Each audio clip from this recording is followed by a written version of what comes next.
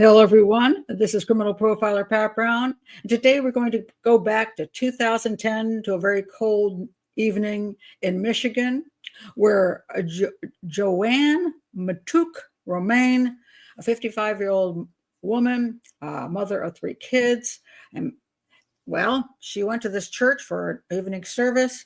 She left the church, and that was the last time she was ever seen alive. Her body was pulled out of this river, but a long ways away from that location. Her car still there. Police quickly ruled it a suicide. The family has vehemently disagreed that that is what happened. And there are many strange issues with the case. And so it hit Netflix because it has these peculiarities. The case is left undetermined. The police still say they think it's suicide. She died. The cause of death, freshwater drowning, but how she got in the water is the question. And there are some very peculiar things that have made this a big mystery for people. And when it's a mystery, it shows up on places like Unsolved Mysteries. And do I think it was the greatest rendition of a documentary? Not really. I think this one is better. I will link this one below. It's from Detroit. It has a 6-part series called Secrets of a Small Town. Much more information, but I did have some trouble with it. Kept crashing, and I had to reboot so many times. It was very difficult.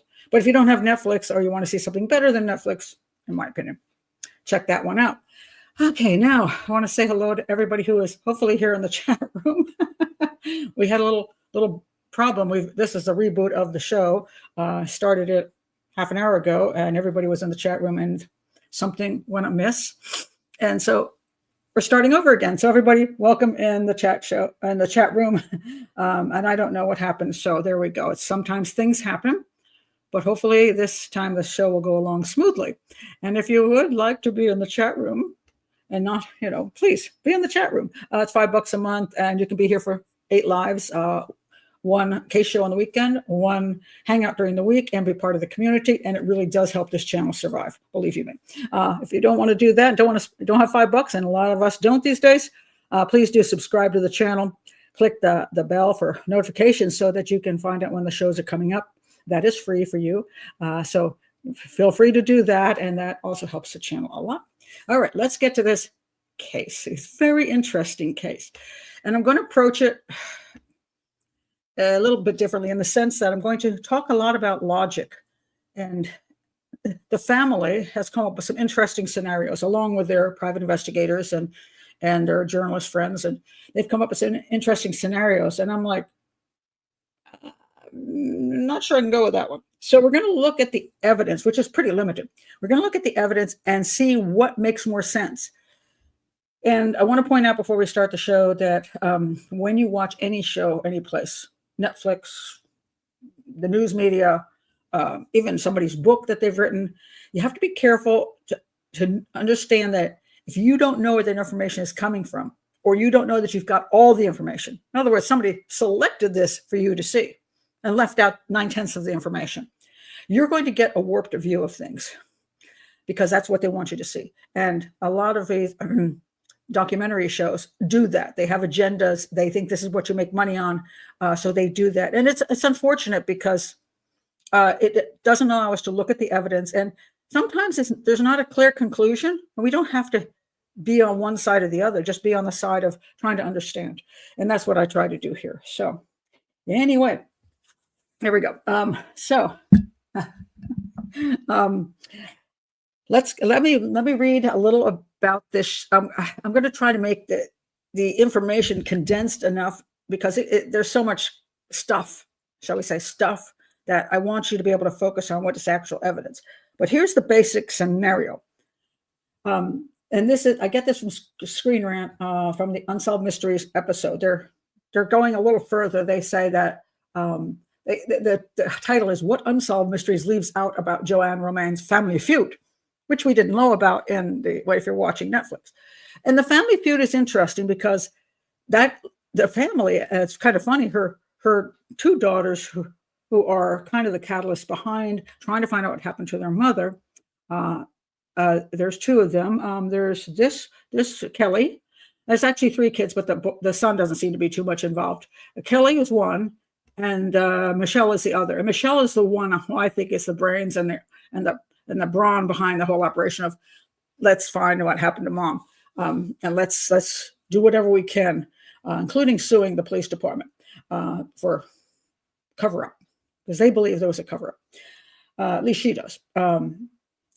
And the interesting thing about the family feud is that sometimes in this particular case, the family, being the children of JoAnn, actually believe it might be a family member that killed her, it wasn't a serial killer crime, for example. She was found with all her clothes on. She's a 55-year-old, short, overweight woman, not exactly a target for a serial killer. So that wasn't it. Her purse was found in the car with money. It wasn't a robbery. So you take out robbery, rape, serial homicide, that kind of thing, what you got left? You could have carjacking. I'm going to bring that one up in a minute. Carjacking. Carjacking gone bad. Or revenge, or money, and so oddly, the daughters actually point to family members, not themselves, but other family members. So let's find out a little bit about her so you can understand how this went down. The Lady in the Lake show on Netflix revolves around a Michigan murder mystery, and this is where everything cut out before, and I couldn't continue the show. But I'm going to ask the question again, because this was an interesting point to me. When you're dealing with media and how they present things, this is an issue. What is the problem here? Can anybody point out to me what the problem is? Because I'm going to make you profilers here, because you're going to be doing analysis as well. What's the problem here? Let me read it again. The Unsolved Mysteries episode, Lady in the Lake, revolves around a Michigan murder mystery. There you go. Is it murder? Exactly. It has never been, call it a murder. It has never been proven to be a murder. Could it be a murder? Yes. Has it been proven to be a murder? No. Have the police labeled it a murder? No. Has the medical examiner said it was a murder? No. Yet here we have in the media, they're calling it a murder mystery, and they're pushing you already in a specific direction, which is what Netflix does, and which is what the Detroit things do too. Now, could it be murder? Yes, but it's not proven to be. So it should be considered a death mystery. How did she die? Well, we know how she died, actually. She drowned. Basically, although that's a little questionable too. It was called a freshwater drowning because she was in the freshwater river, but there was no air. There's no water in her lungs. It could be a dry drowning. That does happen in that kind of thing, depending on circumstances. So you can't say she didn't drown in the river just because there's not water in her lungs. However, theoretically, she could have been asphyxiated outside of the river and tossed in the river. So the cause of death is a little shaky, but the manner of death is completely unknown. So let's go forward. It says that the Unsolved Mystery episode doesn't include all the details. Well, includes a very minimal amount of details, actually. And one problem is they're trying to get it into a 45-minute period of time. Just like I do a show and people are like, why didn't you do it? It's a YouTube show. I'm not going to spend 50 hours of my life studying one case, because I'll be making $1 an hour then, and I can't afford that kind of a paycheck, although it's not that great anyway. But I certainly can't afford $1 an hour. So no, if I'm not hired to investigate, if I don't have a book contract, no, I do enough, as much as I can for a limited period, what I'm going to be doing. And in a sense, that's what media does as well. Although they have way more money, they're making a crap load more money, and they have more ability to get tons more information as a media outlet than I can possibly get access to things. So they have a lot less excuses for not presenting more information and better information. But again, that's not what they're about. Media is not about solving a case. It's about making money. All right. So here's what happened. In 2010, 55-year-old JoAnn Romain. They're going to call her JoAnn Romain here. I'll call her JoAnn for the most part because her name, a lot of times they call her Matouk. She allegedly committed suicide by submerging herself in Lake St. Clair. Lake St. Clair. This is in Michigan. After purchasing gasoline at Grosse Pointe Farms, Michigan. So she went to the gas station, got some gas. Then she went to this church and went to a church service. She was quite a strong Catholic. She would go sometimes 3 times a week. So she loved to go to this church and go to the prayer services and different things. So she went there that night. She was seen there. That is the last place she was seen. And then they don't say this here, but I'm going to let you know. She parked her car here. There are a lot of cars parked along the road. She parked her car here. She was seen leaving. So that I want to point out the last time she was seen was, one second. Is this picture? There we go. 7:20 p.m. Witness saw JoAnn leave the church. I think that is accurate. So at 7:20 p.m., she finished up with the prayer service. She leaves the church. She goes out to her car. And that's where everything gets fuzzy. Okay. She's not seen again. 70 days later, her body was found 35 miles across the border with no water in her lungs. That is fact, by the way. All right, so let's see where she was. Okay, so she was at this church.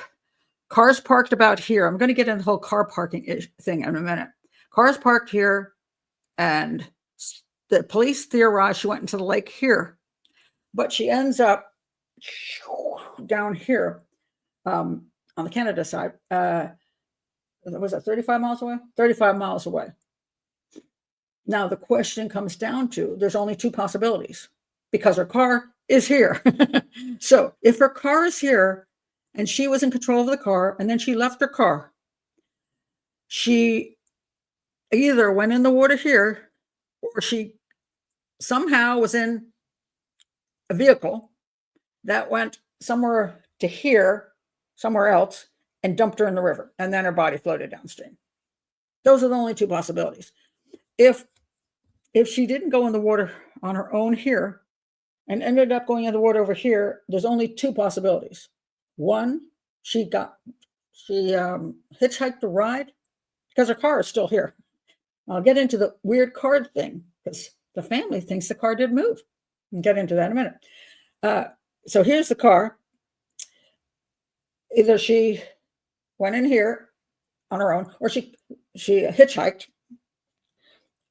She walked onto this road here and went hitchhiked, and they took her somewhere down to Detroit, somewhere further away, and then something went wrong, and she was murdered, or she jumped in the water there. Or she never went in the water here, that somebody took her from here and took her to around here and dumped her in the water.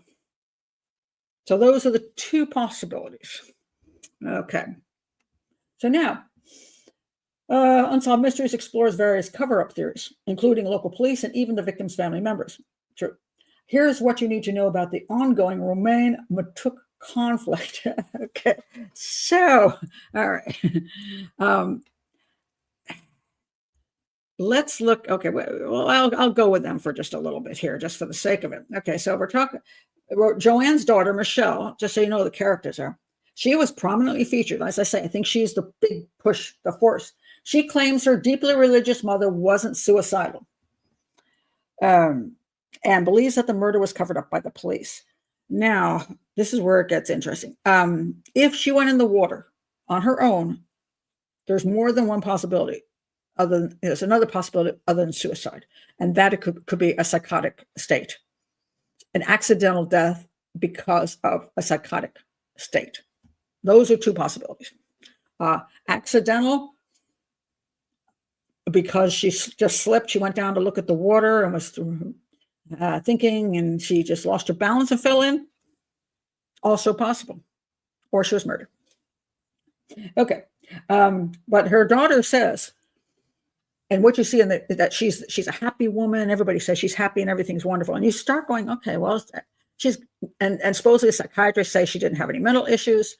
Everything's just dim dandy.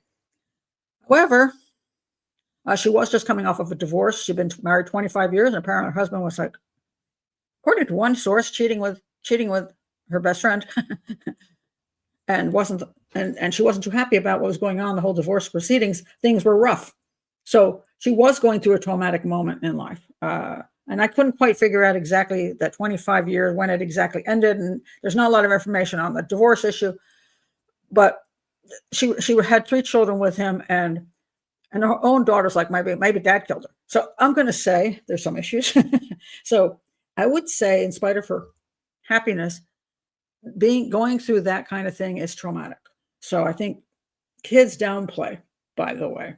Kids often downplay what their parents go through because they can't relate to it, or they just think their parents are fine, or the parents, oh, it's not that big a deal, or whatever. They don't really get it.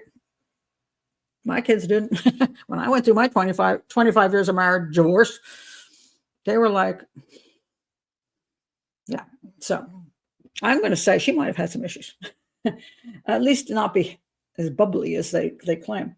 And the other thing they're not pointing out is that prior to this happening, 2 weeks prior, she was claiming that she was being followed, that people are stealing her mail, all kinds of things were, and she was paranoid enough, supposedly, and again, this information is really questionable, whether she contacted a private investigator, whether she contacted the FBI. They said she might have contacted the FBI, and then they called the FBI and said, did the FBI did you talk with her? And they're like, we don't have anything to say one way or the other. So that leaves it out there to say, oh my God, if she's contacting the FBI and the FBI is talking with her, maybe it's a mob hit, things like that, or maybe her family's involved in some really squirrely things. But she was apparently paranoid and worried, and actually said to our daughters, if I end up dead, look at this guy, which is the cousin. I'll bring him in. I'll bring him in now. Might as well. So we have these 3 characters. This is JoAnn's brother, John. How does this work? I may not get this right. This is Bill. That's the other brother. This is Tim, the one they're going. They really went after him. The girls went after him, saying they thought he did something to their mother. He's a cop, by the way. So I think he was cousin. A little confusing, but those are the characters that are sort of around at the moment. All right, try to keep that in mind.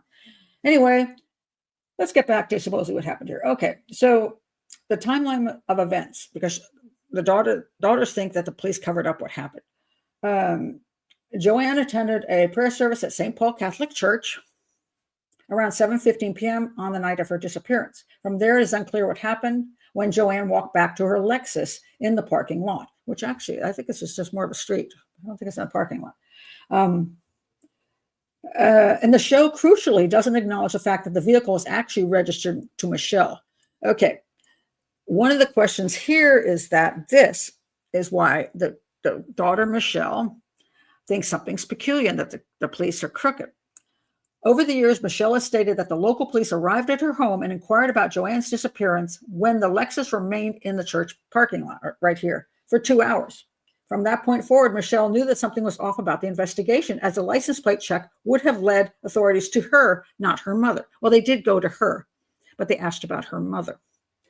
Michelle speaks about, okay, so the question here comes down to, supposedly, when they arrived at the house, the officers said they come to the house at 10:24, but the girls say that they came there at 9 before they even looked at stuff about the car. And it's all confusing. And they started looking for their mother from 9 o'clock on, and they had these. It's confusing. But what the daughter is saying is that, why did they show up at her house and ask about her mother when the car wasn't registered to her mother? Why would they think it was her mother? And why would they even know who her mother was? So she believes, I want to put this out early, she believes the police knew her mother was going to be murdered and immediately started covering up the whole situation. So what you're saying is that mother goes out of the church, and before anybody even knows she's missing, the police are covering up by letting the family know she's missing. Would you do that if you were covering up something? I mean, you might as well just let it play. If she's gone missing, you might as well just let it stay until somebody calls the police and says, hey, what happened? We don't know. Why would the police get highly involved in this if they were involved in this? I mean, it makes zero sense to me. This is where the logic already goes skidding off the rails. Her car was out here. And what happened? Why did the police even have an interest in this car out here? And what happens is the daughter says, that something was off with the whole thing. Let me do the feud thing. I'll get back to the evidence. So anyway, there's a feud here because when JoAnn's mother, Louise, died, she left $20 million. So these are rich people. That was to be divided among her 5 children. Her son, Bill, was the executor. Bill and his sister, Rosemary, were later accused by siblings JoAnn and John of stealing the share of the money. And then it gets all a mess. So,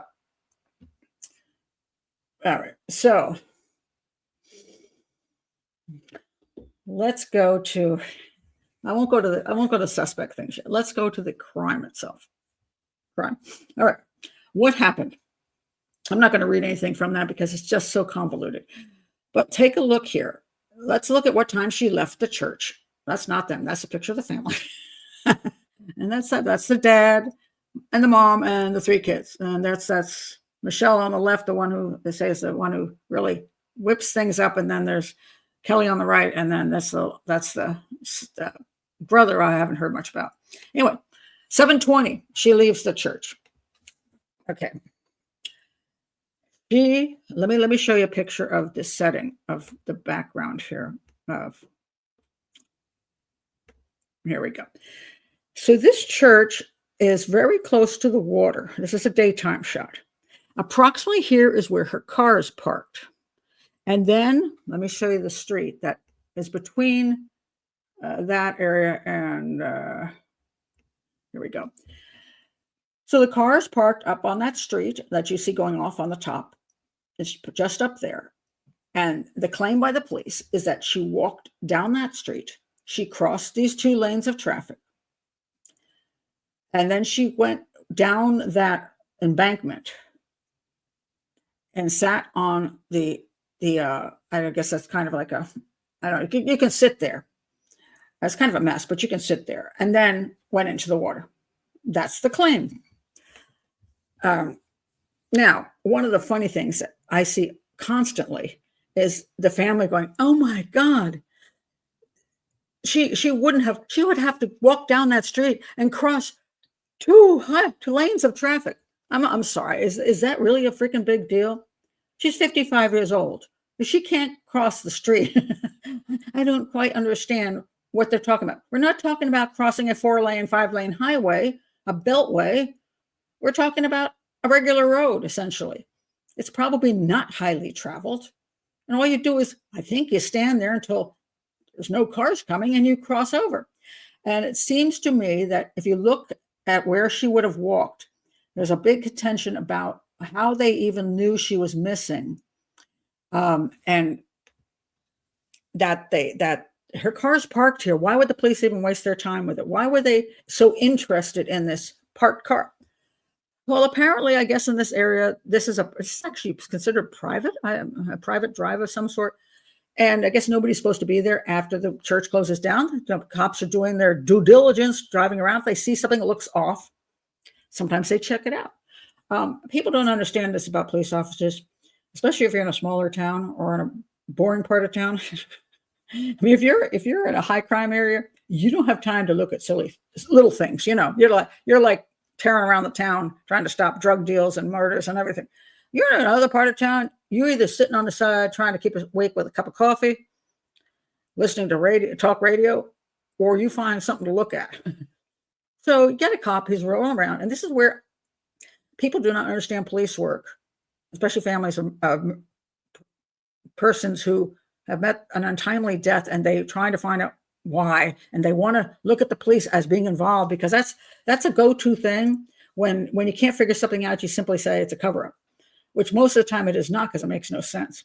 In this case, I'm going to tell you, it makes zero sense. That she could have been murdered is possible, but that the police were covering it up from the very beginning is ridiculous. So the police officers rolling around. I think actually there was let me see if, no, it's not on this particular one. I did have one that said exactly what happened. First police officer comes by and he sees the car, and it's a private, I guess it's private property, but I think he checked the license plate. There was actually something wrong with the license plate, like it was expired. So anyway, he let it go. He's like, yeah, it's because it was private property. He said, yeah, whatever. But then another police officer came by and he saw the vehicle and he took more interest in it for whatever reasons. And he looked into the vehicle and he saw a woman's purse sitting inside the vehicle on the front seat. And at that point, now, mind you, we hear there's also questionable stories about this. The daughter does say that the vehicle was locked.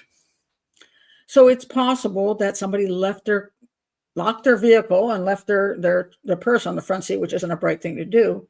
But, for whatever reasons, they could have gone off with a friend and just not taken their purse. But anyway, it struck the police officer as odd. And because it struck him as odd, it's like, why is this car by itself? Nobody else is around. This car's sitting here by itself. There's a person in the front seat, which looks expensive. Where's the person that drives his car? Where's the woman? Because he knew it was a woman, right? And he had some concerns. So he did a horrible police thing called looking around, called investigating. So he walked a wee bit. He said, now, this is a sort of picture, okay? And I don't know, again, I don't know the accuracy of these pictures, whether they're actually crime scene pictures or they're fake pictures. I just don't know. But what he said was, he's over here where the car is. It's not that big a distance across the road like everybody's making it out to be. And he sees footprints. Now, there's different stories about the footprint issue. Some say he said there were footprints from the car and there weren't because there wasn't snow. Again, I don't have the information, can't determine that. But he claimed he saw footprints going in one direction. And because of that, going toward the water, he became concerned. So he followed those footprints and they went down to the water, and he saw a set of footprints going only toward the water and none coming back. Now, there's another cop, and I forgot which show it is, but he says there were some handprints as well, and it's like a butt, like somebody sat down and then scooted down. Now, I don't know if those pictures were ever taken. Maybe not, because sometimes what will happen in a case that's not necessarily a homicide, or people don't think it's homicide, the police don't think it's a homicide up front, they don't do the same things as they would as, okay, we're going to make sure to do everything just in case it's a homicide. Sometimes they don't think that way because they're trying to save somebody's life. It's kind of like, let's say there's a fire and somebody's been stabbed and they're inside and the fire is going on. The firefighters come in and they screw that whole crime scene up. Why? Because they're trying to save somebody's life. Same thing with EMTs.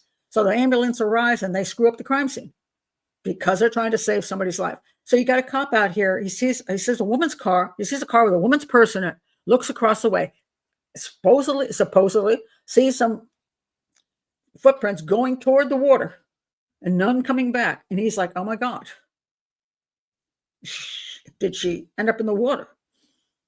Perfectly reasonable thing to believe. So he contacts everybody in the police, and this is where this kind of thing goes. A Coast Guard was notified, and then they did a lien on the thing. They checked the car out to see who ran a first one and a second one. And I said, I'm not going to get into all that because the paperwork is either maybe screwed up or accurate. I don't know. But essentially, he became concerned. And so at that point, they started looking for her.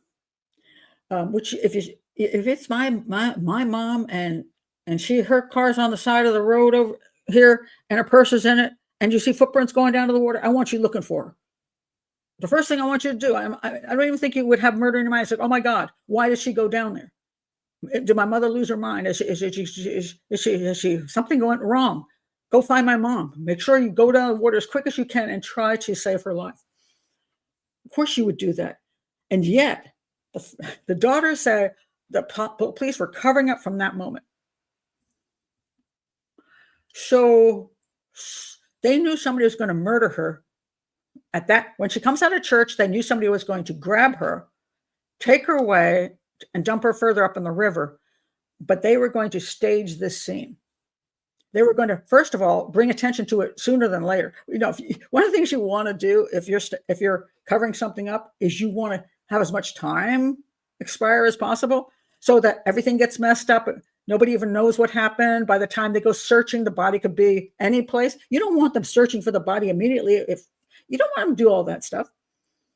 So the fact that, first of all, he's a patrol officer.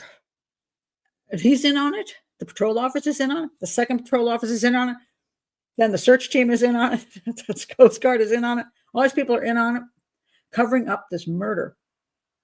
By whom? And for what reason? And this is where the problem starts. So the thing about the footprints, the family will say she was wearing kind of these boots with heels on it. Let's look at the boots. The boots had these heels on them, and there were no heel marks in the snow. Now, again, I don't know. I also don't know how she walked.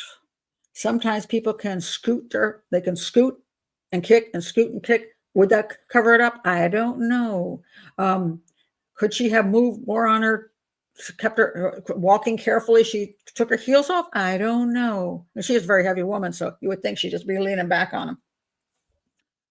Did once the original police officer see that, then he followed that? Did he disturb the footprints? Then did all the searchers disturb the footprints and nobody actually took pictures at the right time? So we're relying on the memory of the police officer who was at the scene. And I can't get a clear beat on that. I cannot see. Nobody is exactly saying what happened. And this is the problem with the media. I don't know, because if I were there and to be able to ask questions and to look at all the details, I could say, okay, so he didn't take pictures. He stated this. Then the next people came and they rushed down the hill to try to find her. And the big fat boots went down the hill and wiped out. But they're not saying that. And I don't know if they're not saying that, the daughters, because they're just being disingenuous and don't want you to know that the police did see it, but then wiped it out, because they'd rather say there were no signs of the heels. The other thing they say here, the daughters, is that there's no damage to the boots. And if she went down that slope, that seemed a little bit, let's look at the picture of the slope again. It does seem a little bit like, let's see if I can find it. Okay. There's snow on there. And they say they don't even know how she would have gotten down that slope. How would she have done that? And how would she have done that and not scraped up her boots? And I don't have an answer for that either. Why? Because I actually haven't been there. Now, they tried to do some little reenactment thing, which I didn't trust. But I would have to have those boots on. And I would have to have snow on the ground and know the different possibilities of going down that slope to know whether it would have been impossible or not. And one of the things in the show says the guy, I'm not sure what show it was, said the person sat on their butt and there were handprints. So it may be that she didn't try to walk down this thing, and she said, oh God, I can't get down that, and sat down and scooted. If that's true, the boots wouldn't be as damaged. So there's a lot of these things where people will come to a conclusion based on something we do not know actually what happened, or whether it could be done this way or whether it could be done that way. So at this point in time, we do not actually understand totally the issue about the footprints. Secondly, we don't really know whether the boots would have been damaged going down there. The third big issue is that the claim is that if she went into the river here, they got the search team out fairly quickly. Let's see, when did the search team come out? Let me check that again. No, Coast Guard was notified at 9:30. So she might have already been in the water an hour, maybe 2 hours, maybe. They said there was hardly any current here.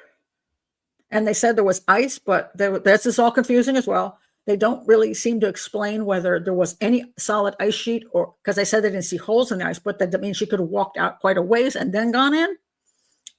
Don't know again. And I'm not going to sit here and give information. I don't know. I don't know whether she would have gone into the water directly right at the side of that embankment, or whether she could have walked out a wee ways, or whether it's shallow enough, whether if she were in a psychotic state, she could have walked in the cold water with water in her boots, just walked into the night. People have done that. Not saying she did, just saying, I don't know. Because one of the claims is that they didn't find her body. And if it was very slow moving, why didn't they find her body? Why wasn't it just there? Why didn't they see her body? And why then if they didn't see her body right away with all the stuff they had going on, then the body could have continued to float down the stream until eventually it was found. That has happened many a time. But the question is, why did they see it originally? I will say this. I looked it up. I'm no expert on water, how it moves. But this area is a fairly slow moving place. So could it have been 1 mile an hour, 2 miles an hour? Yes. If they didn't look for an hour, she could be a mile downstream. If they're looking here, she might be way over here. She could be 2 miles downstream. I just don't know. People say, well, wouldn't they have seen her floating? No. First of all, it's cold water. She's going to sink, and she is heavy. Sometimes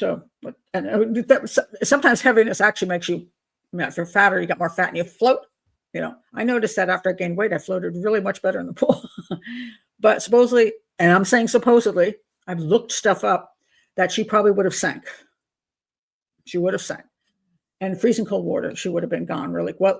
However, she ended up drowning in that water, possibly even dry drowning, because the freezing cold water just, I don't know. She goes down. She would sink under the water. Regardless, she would sink under the water. Now, is it very deep there? They're saying it's not very deep there. I just don't, again, know how deep it was. And as long as she can sink under enough to not be seen right away and then have her move, she's dressed entirely in black. Black coat, black pants, black shoes, black everything. So even if she's floating and she's now a mile down the stream, I don't know where, if there's brush, I don't know if there's stuff in the water, I don't know if there's branches. She could be so far underneath that they can't see anything. Maybe she was wearing red, but she wasn't wearing red. She's wearing dark clothes. So I cannot eliminate her from going in here. I cannot. I know everybody else wants to, but I cannot do it. I think she could have walked over. I think she could have gone down the embankment without damaging her shoes. I think she could have gone in the water.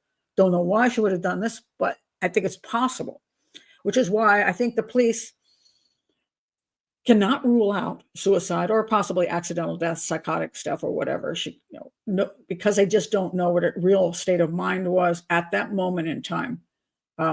They don't, regardless of what the family says. And a lot of times the family doesn't tell the truth. And so it's really hard to know. But she could have gone in here, and that's what the police thought happened. And they also thought it happened for another reason. They saw no signs of violence around the car. The purse was in the car. The money was in the car. It's not a robbery, not a rape, not a serial killer. The door is locked on the car, as far as I know. So it doesn't appear that she could have been kidnapped. Yes, okay. She could have been kidnapped. How would she have been kidnapped? The daughter, this is the daughter's conclusion, that she was getting in the car, and the daughter says, okay, where is it? Okay, no, not that one. There we go. The daughter says there was a little rip on her purse. Now, mind you, the daughter's saying, oh, she always had it on her left shoulder. So she'd be getting in the car on the left side, because we're in the US, and she had the purse on the outside.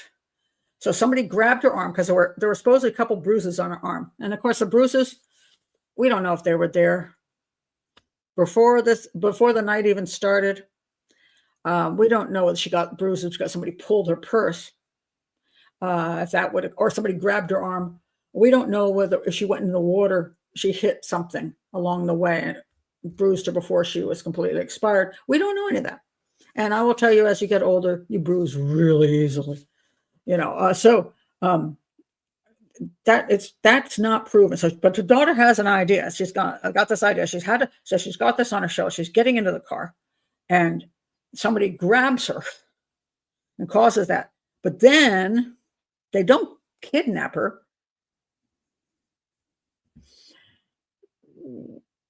because the problem we have is, why is the purse in the car?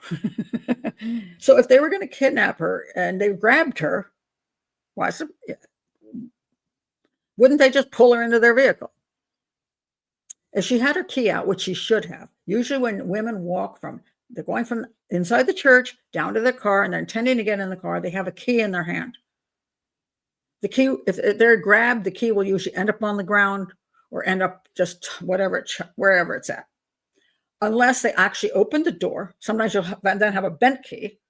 Sometimes you'll have a door remaining open because they're starting to get in the car and they're pulled back out of the car. The key might be dropped on the front seat, or they might get the key in the ignition and somebody grabs them and pulls them away or puts a gun to them and says, get out. And there's key in ignition. Key is not in the ignition. The key is not in the front seat. The key is not on the ground. The key is not in the door is locked. And the key, does anybody remember? If anybody saw the show, where's the key? I'll check on your comments here. Where's the key to the car? Where is the key?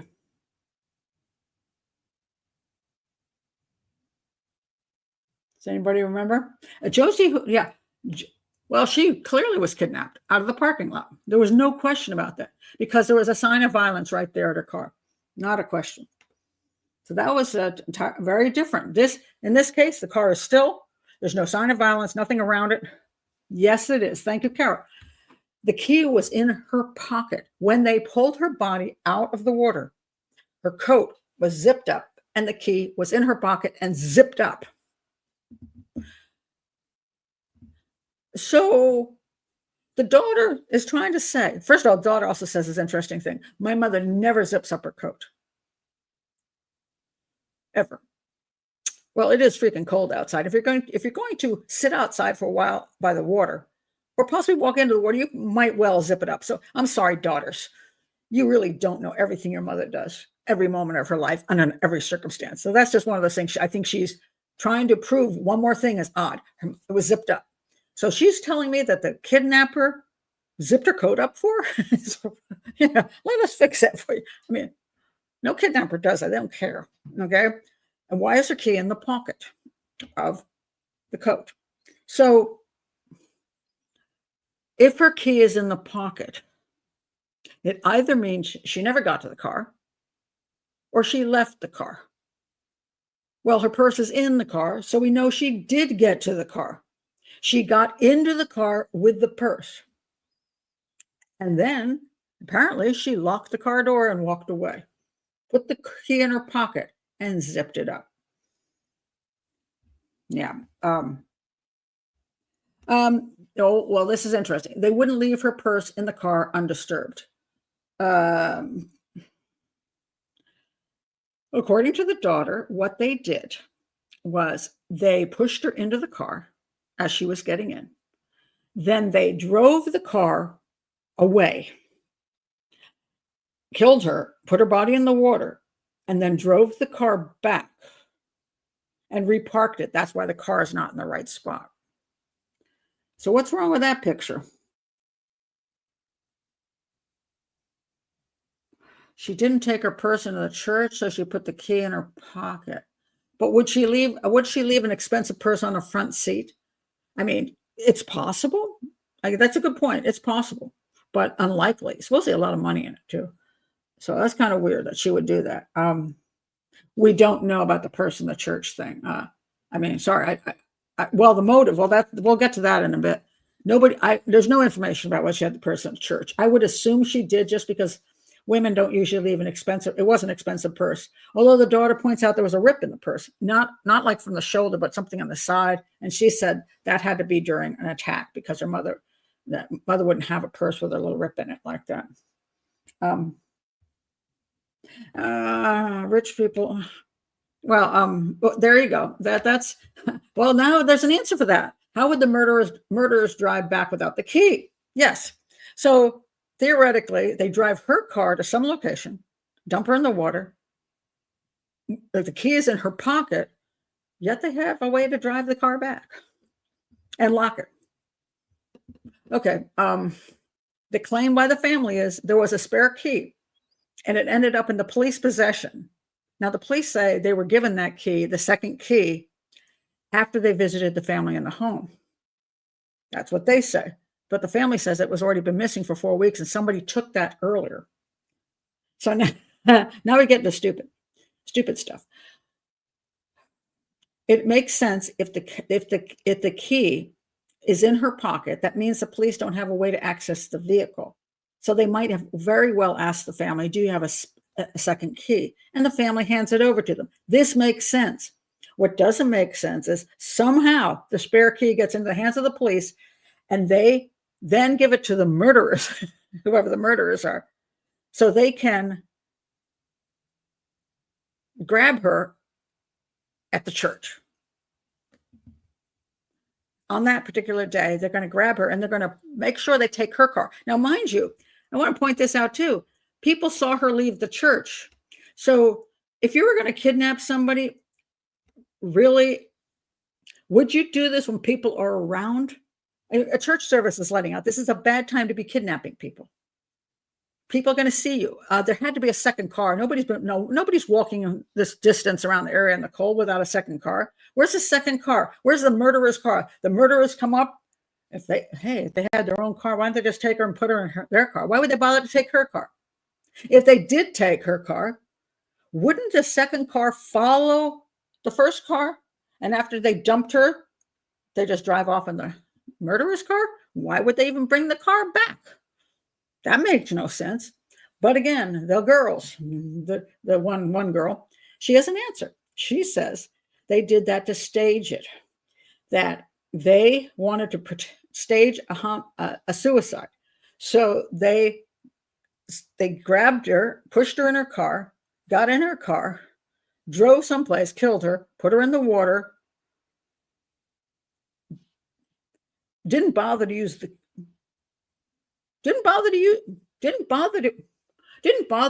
key that they had to drive the car anyway, because she had the key, but they put the key in her pocket, pushed her in the water, so it would look like she drove the car, which it does.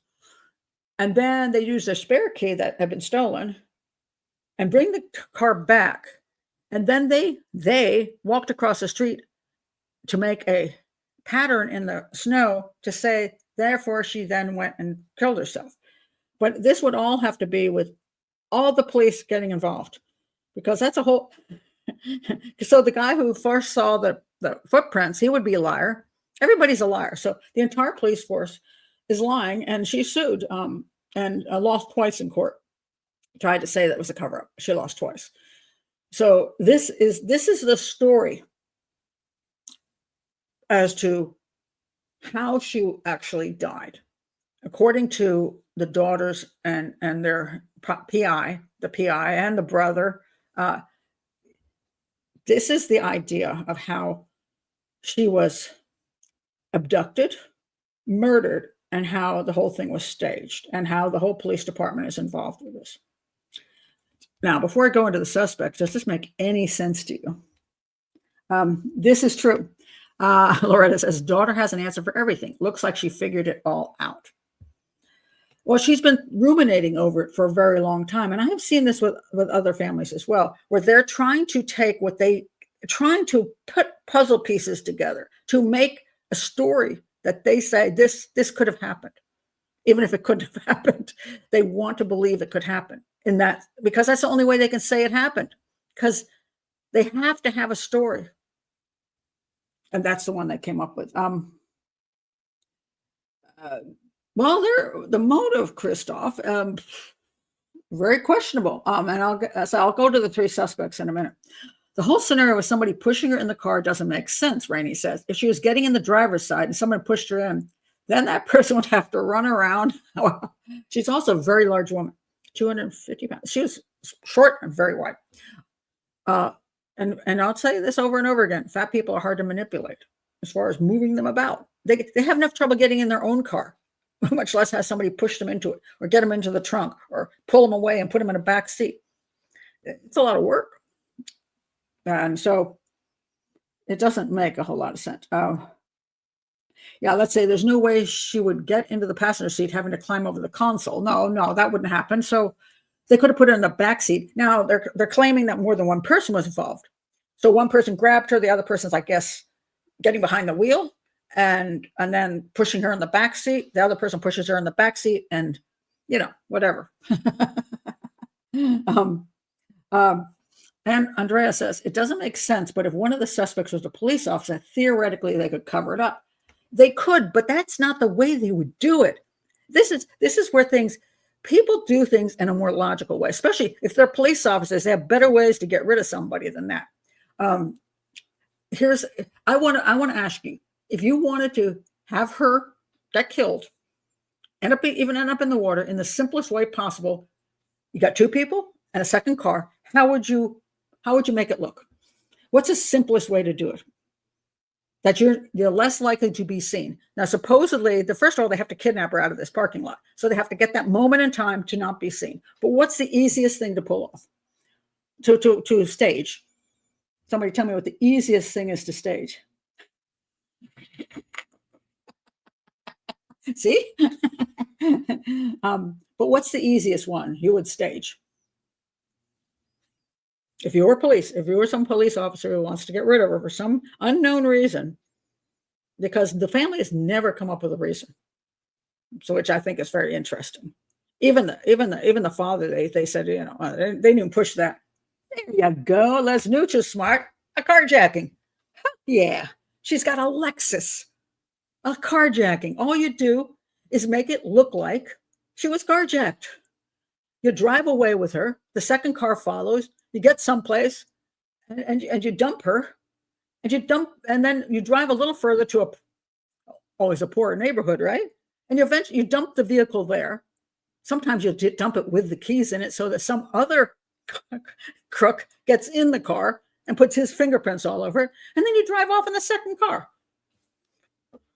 You don't dump her, bring the car back, try to stage her, then put the purse that'll look.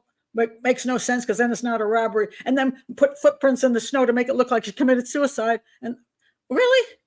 Who does all that when you don't have to?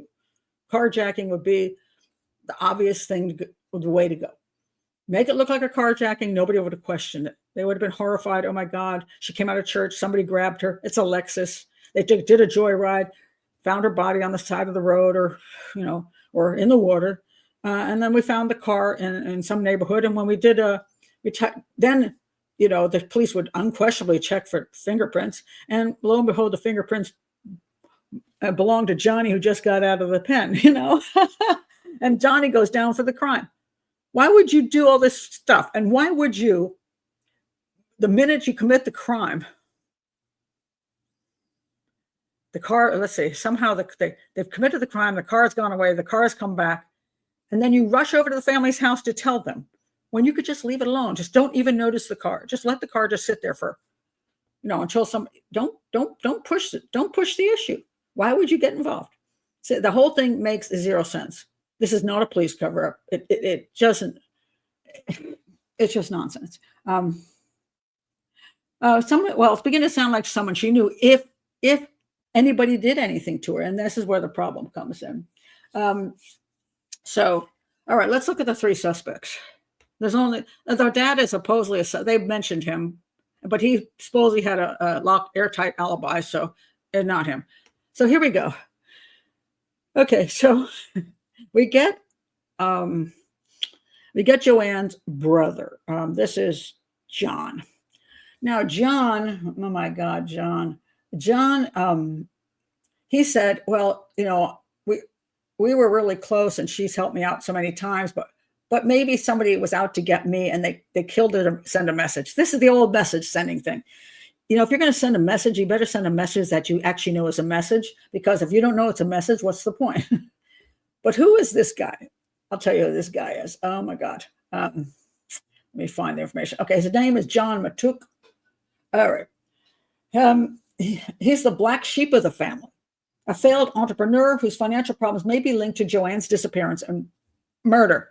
That wasn't with quotes. I put that in. A lady in the lake suggests that John and his late sister were especially close and that they had a difficult relationship with their brother Bill and cousin Tim. All right. So John, he committed white collar crime. He did. He's a crook. He's a crook. And his sister bailed him out over and over again. I'm going to say he doesn't want his sister dead because she's the one that gets him out of trouble. So I don't think he makes a poor suspect, because he had no reason to want to get rid of his sister. And that he pissed off somebody, so they followed her and did all this stuff to her, and there's a message being sent that nobody knows what it is. That's garbage. That absolutely. So I would X him out as a suspect, or even have anything to do with what happened to her. All right, the next one is, then we go to, he and JoAnn have issues with these two. The Bill is the guy that owns the wine store. What's the issue with Bill? Oh yeah, okay. So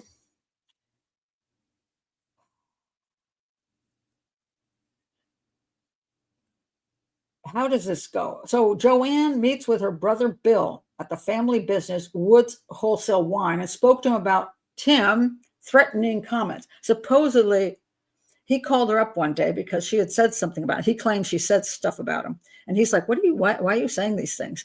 And she's like, don't ever call me again, blah, blah, blah. And then she supposedly said, if anything happens to me, look at Tim. And then she went and told Bill that, oh, Tim's threatening me.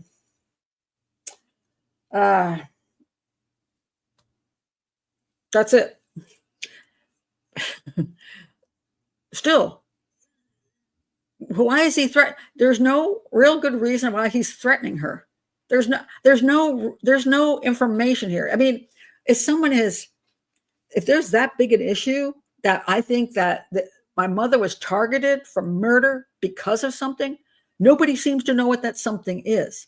To me, that's just isn't making no sense. I mean, it just. So you have some bad blood in the family. People have that all the time, but usually you get killed for some reason. And again, what's the reason here? What is it? I mean, if even the daughter, the one who's the pit bull, can't come up with a reason. Oh, her mother was upset. Mother was nervous. But her mother was acting weird for the last few weeks, thinking people were following her and her mail was being looked at and all kinds of weird things. She seemed to have, but and why would all these people be following her? Now, theoretically, it's because they were planning to kidnap her. But as I said, the kidnapping story doesn't even hold water as far as the way that you got the daughter that thinks it went down. That makes zero sense. And why wouldn't the mother, if she knew what the issue was, why wouldn't she actually contact the police or actually tell somebody what the issue is? Nobody seems to know why anybody wants to do her in. And supposedly it's all focused on Tim here. And Tim's like, here's what the claim is, that the reason JoAnn was upset about Tim was because her other brother was a crook. And he said, I didn't interfere with what was going on. Just because I'm a police officer didn't mean I had anything to do with the stuff that was going on with him. But apparently she's very protective of him. And so maybe she blames him because he's with law enforcement. But well, nothing was ever stated that he did anything, by the way. He supposedly is mostly accounted for what happened that night. He wasn't in the area. He was in a different area. He was doing some kind of surveillance thing with a team. They could not prove exactly where he was exactly every moment, but supposedly his phone and his calls in and everything put him in an area that wasn't in the area where she was supposedly abducted. So, if you're going to accuse people of things, you at least have to come up with a good motive. And I haven't seen one motive in this case at all. It makes a damn bit of sense. I mean, if she was dead, what purpose would it serve? You ask that question. If she died, we get her money. That would be a point. But I don't think that was part of the issue because nobody says it is. And what else would it be? Oh, yes. The daughter says when she went to talk to Bill about Tim, she went into the shop, and when she came out, she was more upset. She must have overheard something in the shop that caused her to get killed. Like they were standing there saying, "We just robbed a bank." What was it she could have heard that was so incredible that somebody needed to kill somebody over? So I can't see anything. I mean, I have come up with zero motive, zero suspects, zero anything. She wasn't a robbery, wasn't a carjacking, it wasn't a rape. So somebody killed her for some reason, but nobody knows what it is. And yet there's no actual sign of violence. And none of the rest of the stuff makes sense because she had the key in her pocket. Her phone is missing and her rosary is missing. And to me, that's more likely that she already had that in her hand. She locked the car. She walked away from the car. For whatever reasons, went over to the water. Whether she sat down and was thinking about her, whatever, whether she was imagining things, I don't know.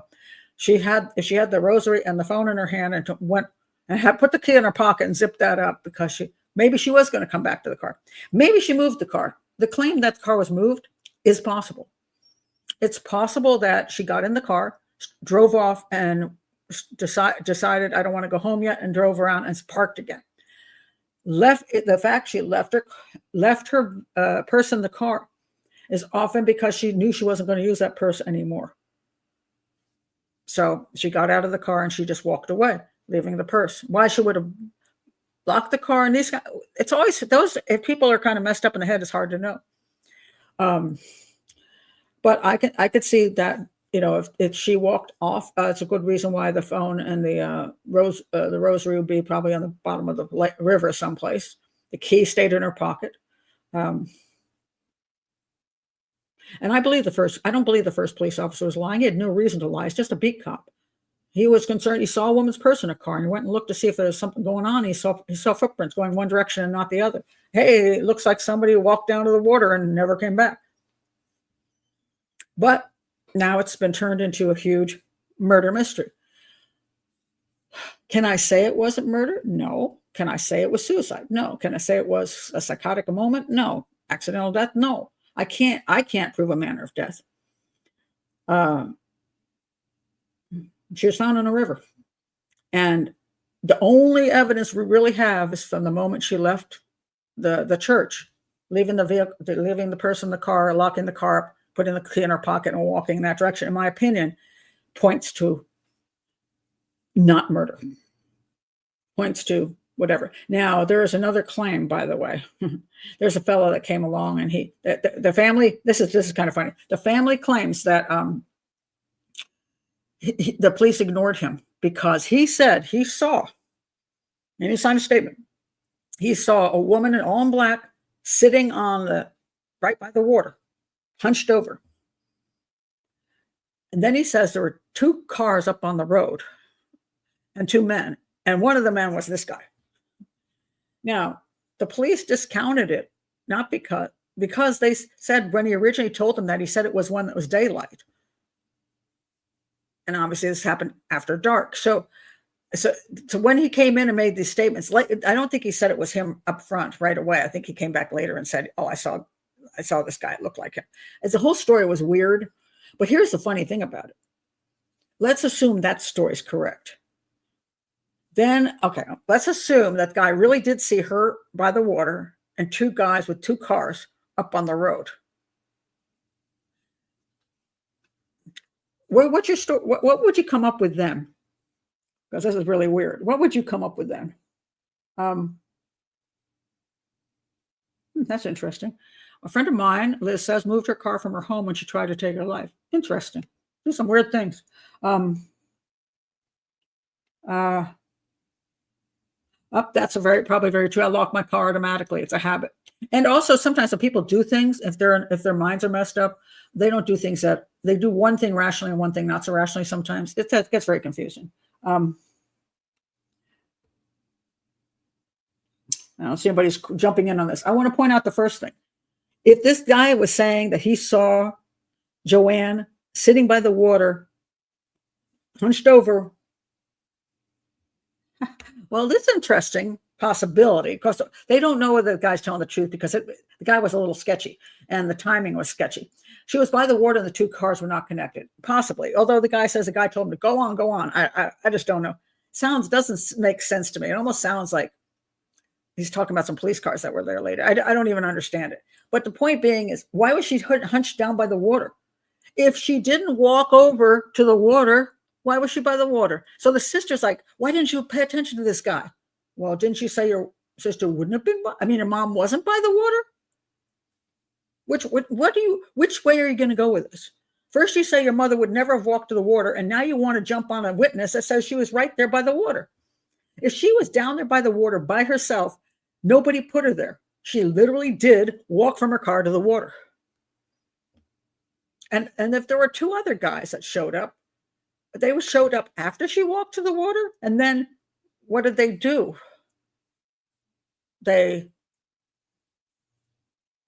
So her footprints would have been to the water, but the other guy's footprints wouldn't have been there when the police came. So they would have had to just gone on their way and left her there, and then she drowned anyway. See, the stories don't make any sense. And a family wants to jump on one story, which then destroys their other story. So it's like, make up your mind, which story do you want to go with? I think she was a devout Catholic. Self-destruction is not approved. Well, it isn't. Are you telling me that Catholics have never committed suicide or had a psychotic event? People do.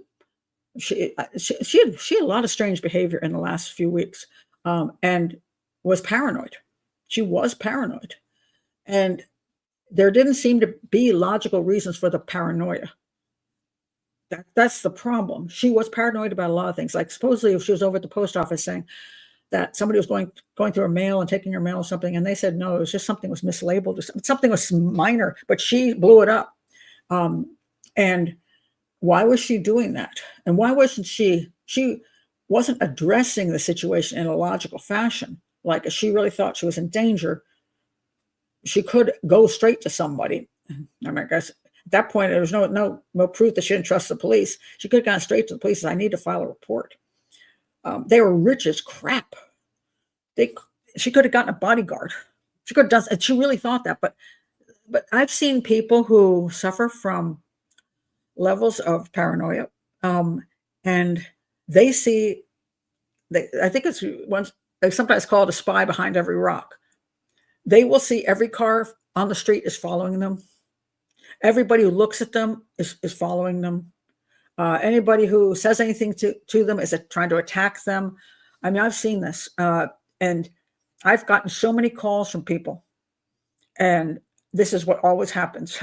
There's only been one call. That wasn't even about a stalking thing, the stalking type thing. She thought she was being stalked. People call me and they say, I am being stalked. And then they tell me that the thing happening by phone, they're being followed by foot, by car, different people even. They're just like a whole horde of people have been hired to follow. Crazy stuff. And I asked them, I said, stop right now. Tell me this one thing. Do you have one piece of proof? And the answer is always no. Not one piece of proof. If you're really being stalked, I'm guaranteed you will either have like 20 phone messages left on your phone. You will have text messages. You will have letters. You will have packages. You will have, if you have cameras around your house, you will have people creeping around your house. You will have proof. No, none of these women who've called me up, no, always women who believe this is happening to them. I say to them, what proof do you have? And then they try to change the conversation. They go, well, what I'm telling you is I'm like, no, I don't want to hear about any more stalking stuff. I want to know what proof you have. But I want to hear what proof you have. And they never have any. That's why I know they have some kind of mental issue. Now, she supposedly didn't have one. Everybody's saying she was in really great shape and happy and all this stuff. Of course, her husband just cheated on her and dumped her. So, things weren't that good. She's also 55. Things are tough. Um, I don't know.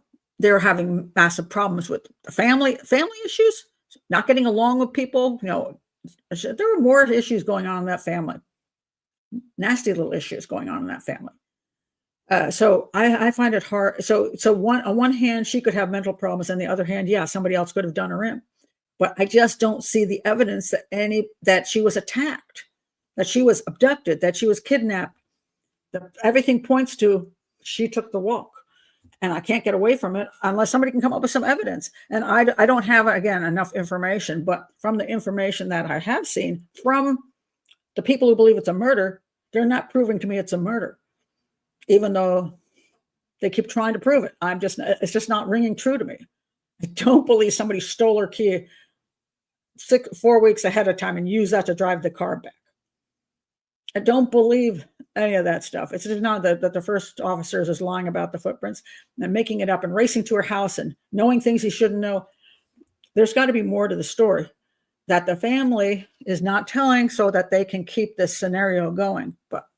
And if you're going to say one of these guys did it, well, he's not supposedly such a bad guy, but maybe Daddy and these two guys, or one of his somebody after him. You come up with at least a story. I haven't heard one rational motive yet. It's like the Cindy James case. All the things that happened to her, she couldn't have done herself. Yeah, Cindy James, in my opinion, unquestionably, she was Munchausen syndrome. That's a whole different matter. She was Munchausen syndrome, and she did things to herself, and yet people to this day believe that she was murdered. And yet every single one of those things, there's no proof of anybody else being involved. Well, there you go. You have letters and emails. Exes will stalk, and there will be evidence. Yeah, there will be evidence. Maybe she was going down there to think about things after going to church and slid into the water. It's possible. I mean, it could not. Maybe it's just not suicide. Maybe she just literally fell in. I mean, weird stuff happens, and that's why I'm not willing to say it's suicide or a psychotic event. But you just never know.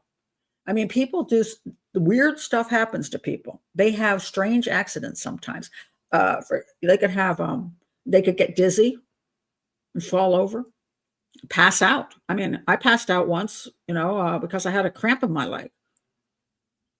Maybe she got cramp in her leg and it was really, really bad, and then she passed out. And when you pass out, that's it. Right in the water. I mean, it could have happened. I don't know. That's why, she has things in her hand, and they go into the water, and her keys in her pocket, and she just floats away under the water. And that's that. And it looks suspicious, but just don't know. And why would she go down to the water sets? I don't know. Maybe she didn't want to go home. I think she was living with her daughters at that time or a daughter at that time, because she was recently, I guess, separated. I don't know the whole story there. But maybe she wasn't as happy as they thought she was. A lot of times, I think that being the age I am, I don't believe my kids understand me at all. And I don't believe I understood my parents.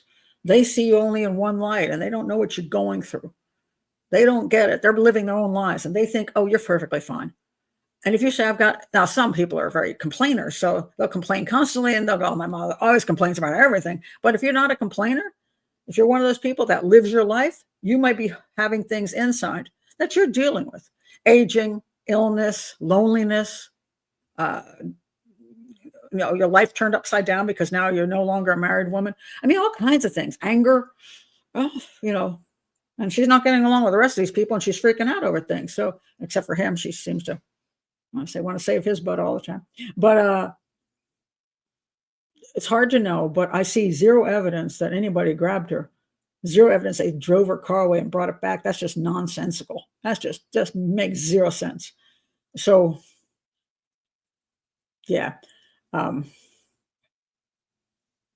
Everybody's either a liar or maybe it's just the way it looks. And that's why it's never been handled as a homicide. That's why the two civil cases were lost. the claims that the police were covering up millions of dollars. Like I forgot, they won $100 million or something crazy, and they lost 2 times because they couldn't prove anything. And the judge, they point out how the judge goes, there were some weird things. Well, yeah, there were some weird things, because it's one of those things that not everything is easy to understand. And because we don't have all the information, even the judge probably doesn't have all the information. Like I don't have the exact information on the water that night, the ice that night, the movement of the water that night, how they did their searches. I don't have any of that information. So I can't say this is exactly what happened. And this couldn't have happened. Can't say that. But I just don't see third-party involvement at all. This is true. Divorce isn't a good time. It's much more devastating than people realize. Even if you're not having the best of marriages at the time, it's still devastating. That's the person you had 3 kids with. That's the person you laid in bed with and thought about the future with. That's the person you vacationed with. That's the person that was with you all those years. And now they're not. Now they're with apparently our best friend or something, which is really, really rotten. And regardless, you're not with anybody. You're alone. And yeah, it's a lot harder than people think. Not that it necessarily means you're going to kill yourself, but it is harder than people think. And she was obviously having issues. She was freaking out about stuff. And either she was truly being stalked and was terrified for her life and thought Tim was going to kill her because of some reason which nobody knows, or she was just losing it. Yeah, hard to say. I need a spicy island boyfriend to take me out dancing. Yeah, sure. Oh my goodness. This is possible. Harper says she might have thought she was running and hiding from a stalker and slipped. Again, could have happened. Just don't know. It's when people have issues. I mean, they do some of the weirdest things you can possibly imagine. That's why you find people crawling into tiny spaces and not getting back out again. It's people going on the rooftop and getting into the big, huge water tank, and not coming out again, because they see the world. The world is different when you're under that situation, and so your own head isn't seeing things in reality. So God knows what she was seeing, if that's what she was doing. But we'll never know. I mean, we just won't.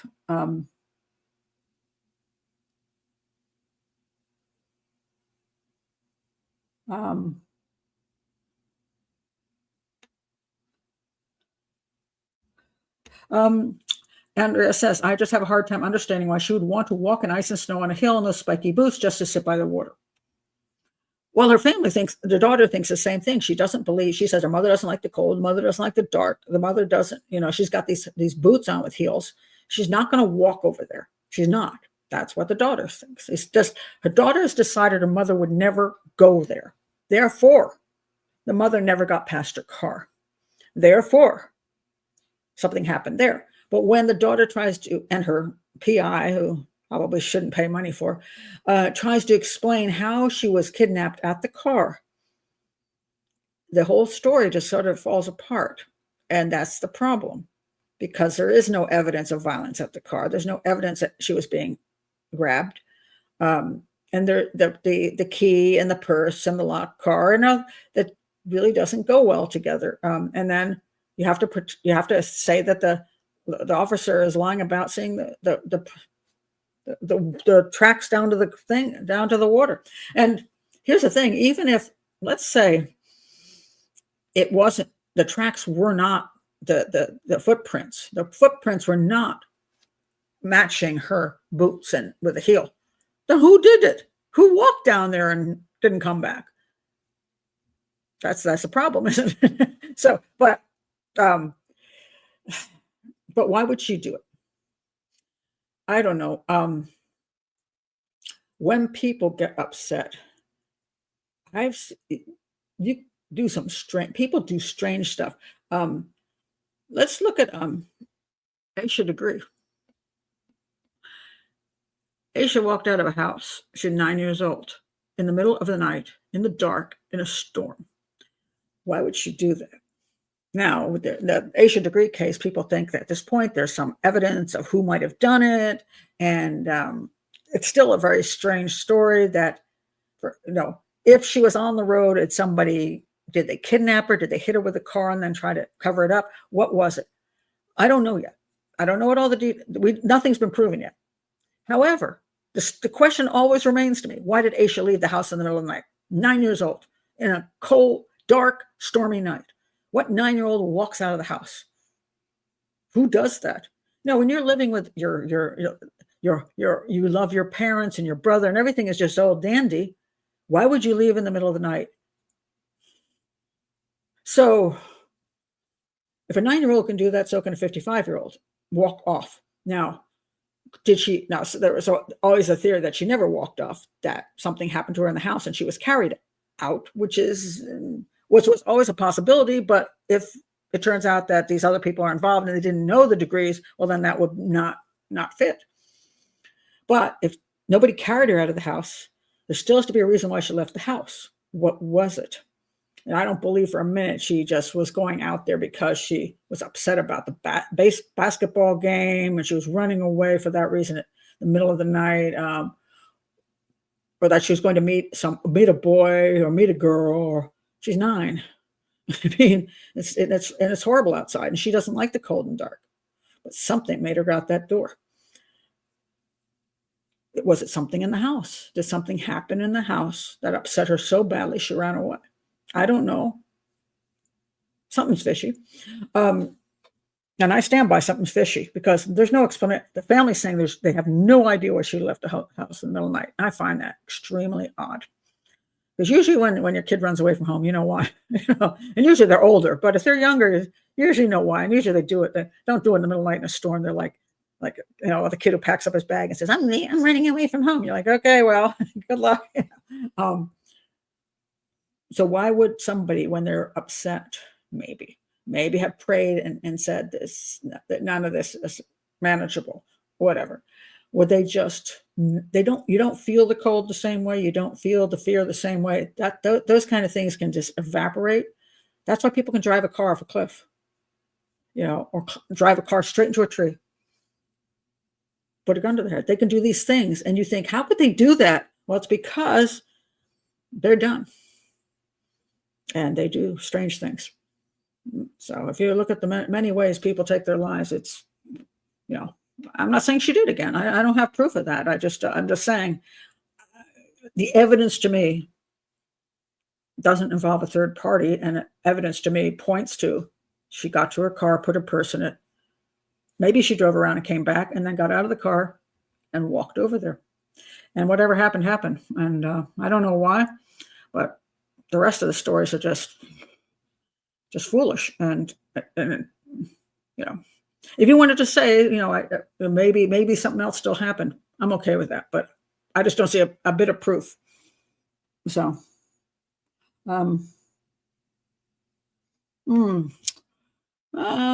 well, that may be true. Also, because she was living with her daughters, maybe she didn't want them to find her. People do that. Sometimes they don't want the loved ones to find them, so they do it someplace else, essentially.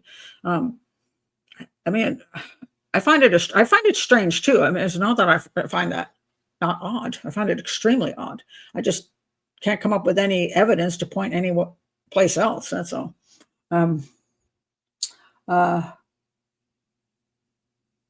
Let's see.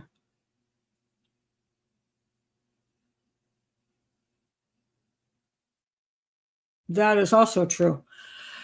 Good statement. No one really knows everything about anybody. Yeah, that's true. We don't know what's going on in everybody's head, what they're really dealing with. Some people are very good at covering stuff. The cover up may not be from the police; it may be from JoAnn herself.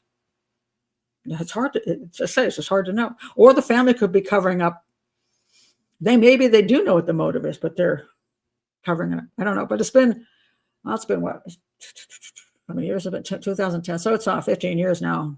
Nothing's come of it, but except for a Netflix show. It's always that to come of it.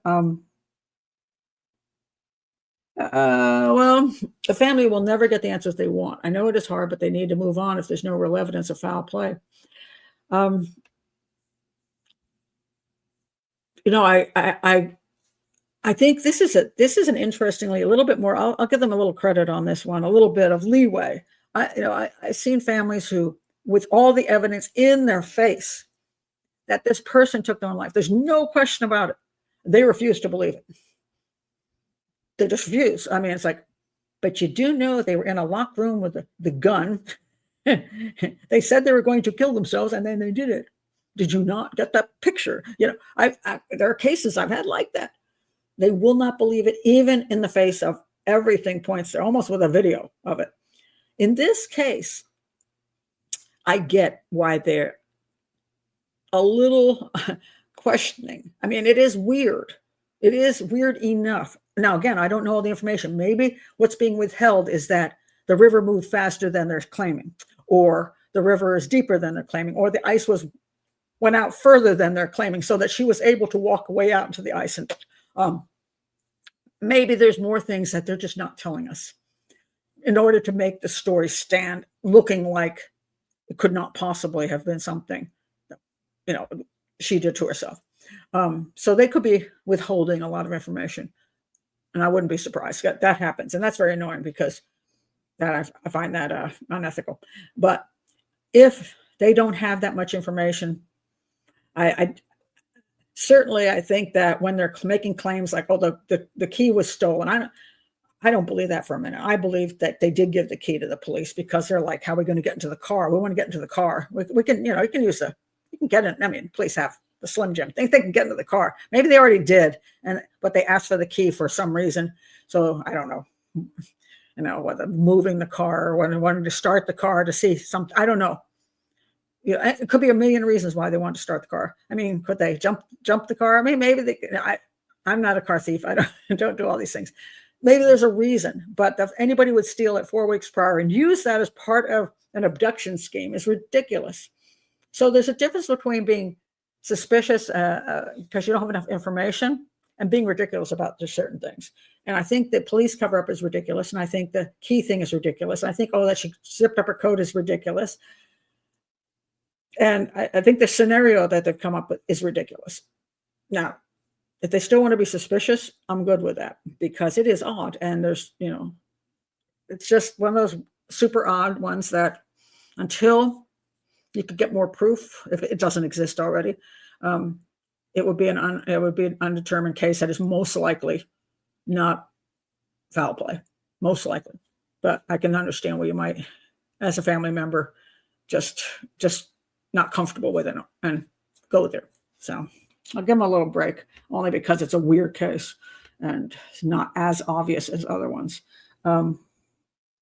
That's a good point. Excellent point, Clarissa. They want to keep her dignity intact. That is excellent. That is absolutely very true. This is true with many other things: autoerotic sex, deaths, suicides, all these things.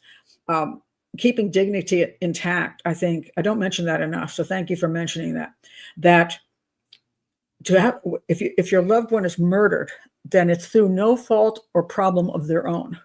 They were innocent, perfect, wonderful, and somebody else did something bad to them. But if they do it to themselves, one way or the other, then people question what's wrong with them. Or also the dignity of the family. What's wrong with your kid? Why didn't you help them? Blah, blah, blah, blah, blah. So there's a lot of things a family can get dragged down and feel terrible about, and guilty and all that kind of stuff. So by having that person murdered, that takes away the problem of how people view the victim and how people view the family of the victim. It's a very good point. Thank you for bringing that up. And that's maybe true. Family can feel guilty if they weren't aware of her mental health, but people hide it. They did actually know a lot about her. The last couple of weeks, they knew something, but they claim it's because she really was being followed and stalked, and somebody was trying to kill her. So that's the way because that information came out, they're trying to cover that information up, essentially. But I just don't see real evidence that anybody was threatening her or killing her. And they never actually heard anything. They just heard her version of it. Like when she said that, he said that he could get rid of me in a way that I'd never be never be figured, might never be found. Though that was a statement that was made at one point. Yeah. And then if anything happens to me, but that's what she's saying. That's from JoAnn's mouth. That's not from his. It's not like they have a tape of him, or he was in a room of a bunch of people and in front of everybody he said, "I'm going to kill you." That would be different. But it's only JoAnn's version of what happened, and therefore it's hard to know that has happened, or she's taking it the wrong way. He could be a I don't know what kind of person he is. He could be a terrible person. He could be a nasty person. Maybe he said nasty things. I don't know. But I still don't know what the motive would have been. That they had a very limited contact over the years. There was just one phone call, supposedly. So if there's all that limited contact, he just he didn't want to be around her. He just not bother with her again. I mean, go on with his life. So I don't understand. It's not like they were in constant contact and it was getting more and more and more heated. It was a one phone call, and then he's a murderer. I mean, I don't know. I just don't get it. Didn't anyone else leave in the church? No, nobody knows. One person saw her leave the church, and that's it. There supposedly was a statement that they thought they heard like an emergency alarm, like beep, like you when you hit the car door thing wrong and you pull the car door and you forgot to whatever, and that only lasted for a few seconds, and that was that. But then they went on their way. They weren't watching. But that's the claim. One person supposedly saw her leave, and one person heard this sound. And again, not terribly meaningful. If somebody saw her leave and know what time she left, I don't know if they were in the church when she left, so they wouldn't have seen what happened to her after she left. See, this is the problem. This information is so pitiful. I would like to know the entire detail of that. At what time were people leaving the church? If it was a prayer service, it ended supposedly about 7:20. It ended. People stand around chit-chatting? Were they leaving in groups? Was she talking to anybody? I mean, what did other people? If I were an investigator, I'd be asking each one of these people exactly what time did you leave the church? When you left the church, did you see her car, or did you not pay any attention because there are a line of cars? But somebody at some point coming out of the church, if hers was the last car there, then there's got to be a second to last person that saw her car and their own car. But we again don't have that information, so I don't know. But it does seem clear that nobody saw her either get in the car, drive away, or get kidnapped. Nobody saw any of those three events. So, and certainly the kidnapping one would be the most likely one they would have seen, considering the situation. It's a one-way street. They'd have to pull right up with another vehicle, or they'd have to hide the vehicle and come running out of the bushes somehow. And yeah, I say it's a pretty weird time to come. When a person is coming out of a building at the time other people are coming out of the building, it's not the best time to kidnap. I mean, as you know, other times, which if you're going to follow her, would be better, not then. So, oh, that's an interesting point. Catholics don't agree with divorce. Another thing to come to terms with. Yeah, it could be that too. That's another possibility. Yeah, it's Thanks for coming back, Michaela. I don't know why YouTube decided to stop the show. I mean, it was the weirdest thing. I've never had that happen. I mean, I've had my shows be demonetized, but I've never had it just be like stopped. I'd love to know what the heck that was all about. I haven't a clue. And they did say it had to do with the chat room, so I don't know what behaviors were going on in the chat room, guys. What were you doing in there? So anyway, I'm glad you showed up, Christoph. Anyway, that's it, guys. It's a very weird case. But again, I think I end up on the side that most people aren't on, because I'm going with evidence. I'm not going with the agenda here. And it is a mystery, but I don't think it's quite a murder mystery. It's just a mystery as to, is there another explanation that will ever come to light that would disprove the more likely explanation, which the evidence seems to support, which is she walked away from the car and ended up in the water. So, but yeah, that is true. Sometimes a cigar is just a cigar. Harper says, sorry about her poor behavior. Whatever it was, I didn't notice it. I mean, it was the weirdest thing. I asked you a question, all of a sudden it just, no one was answering. And then it said, your chat room has been shut down. And you all just said the whole video had been shut down. I'm like, what the heck? I mean, I've been here for 4 years. It's never happened. So I don't know what y'all did. I've got to go look for evidence now and find out who's the culprit. But anyway, if you're new to the channel, please do like and subscribe and consider joining Patreon below. And we'll see you guys at the hangout during the week. And let's see if that one gets shut down or not. Oh, hopefully not. See y'all later. Bye.